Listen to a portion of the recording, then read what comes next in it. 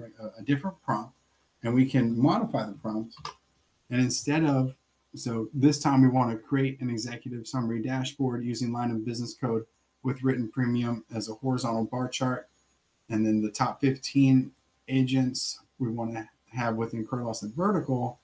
And then instead of current policy status, why don't we just put policy status by earned premium in a pie chart. So we had donut charts for both. This time we're going to make it into a pie chart. And then our current claim status by claim count is still going to be in that donut chart itself. So let's see what the nuance of the difference, right, in our dashboard would be here.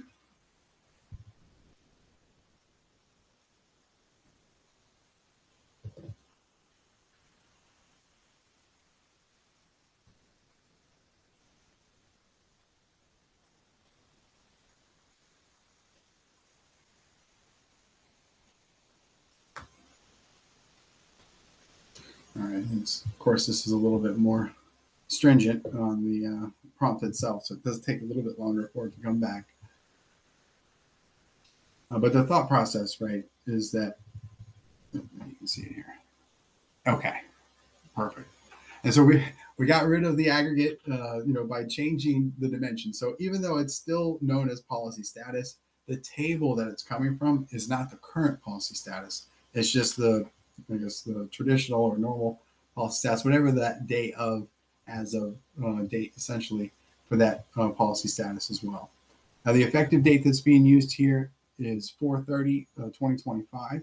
So that's something to note as far as the default filter. So when we do run it, it'll just go to that date and time. And then we do have the count by claim status code, right? So we have an earned premium, we have a written premium, we have an incurred loss, and then we have a claim count, right? That gives us closed, open, and reopen.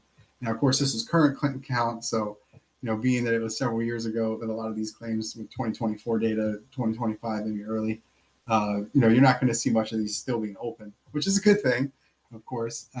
But yeah, that's why you're seeing mostly blue or closed for the claim status there. All right, and then we do see the written premium by line of business code, right?